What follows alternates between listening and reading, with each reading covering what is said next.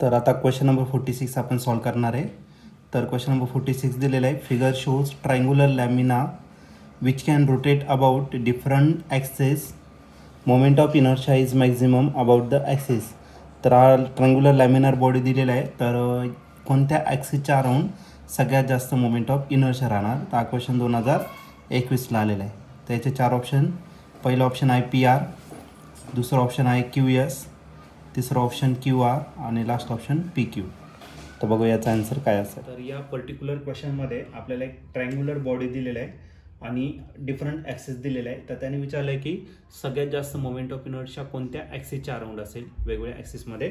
तर ती triangular body तुम्हाला अशी दिलेली आहे. ही सगळ्यात मोठी लेंथ दिलेली आहे, त्याच्यानंतर ही शॉर्ट लेंथ आहे त्याची. ओके.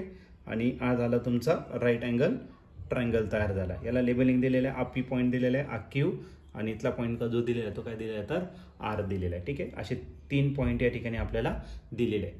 त्यानंतर तुम्हाला आणखीन एक पॉईंट दिलेला आहे. इथला जो पॉईंट आहे तो काय दिला तर S, आणि इथला अँगल 90 डिग्री तयार होतोय. दुसरा जो पॉईंट आहे तो काय दिलेला आहे तो तुम्हाला T दिलेला आहे.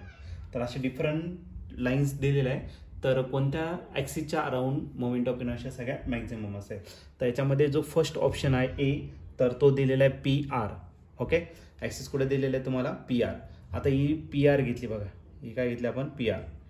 दिस इज, आपण डायग्राम ड्रॉ करू. डायग्राममध्ये थोडीशी आपण काय करणार तर चेंजेस करणार. तर ही काय झाली तर तुमची PR झाली, आणि आपली जी ॲक्सिस आहे ये PR आहे. या 4 राऊंड आपली बॉडी का होणार तर रोटेट होणार. आता मोमेंट ऑफ इनर्शियाचा फॉर्म्युला काय असतो तर मोमेंट ऑफ इनर्शियाचा फॉर्म्युला असतो algebraic sum of product of mass into R².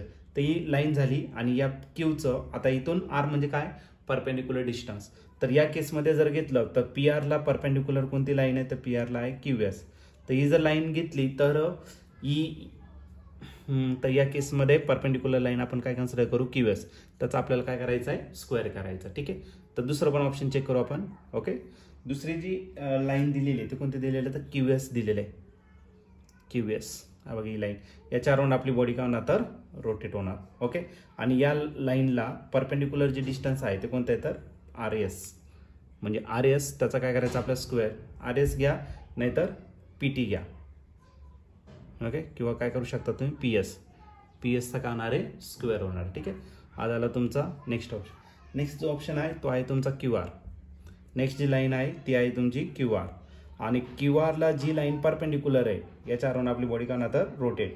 याला जी परपेंडिक्युलर लाईन आहे ती आहे PQ. ओके.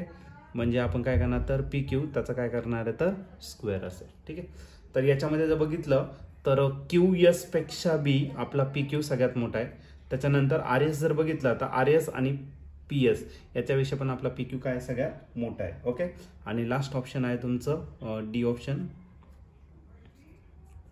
D ऑप्शन दिलेला आहे तुम्हाला PQ. या PQला परपेंडिक्युलर डिस्टन्स कोणता असणार QR. याच्या अराउंड आपली बॉडी का होणार तर रोटेट होणार. ओके. हा QR आहे, म्हणजे इथं काय करायचं आपल्याला QRचा स्क्वेअर करायचा. तर या 4 ऑप्शनमध्ये जर बघितलं तर सगळ्यात मोठे जे परपेंडिक्युलर डिस्टन्स आहे ते आहे PQ. ओके. PQचा स्क्वेअर म्हणजे सगळ्यात जास्त मोमेंट ऑफ इनर्शिया आपल्याला एकाच ॲक्सिस भोवती भेटणार, आणि तो म्हणजेच काय तर ऑप्शन C मध्ये. ओके. तर सगळ्यात जास्त मोमेंट ऑफ इनर्शिया आपल्याला QRच्या अराउंड भेटेल. अशी जर बॉडी रोटेट झाली तर सगळ्यात जास्त मोमेंट ऑफ इनर्शिया भेटेल.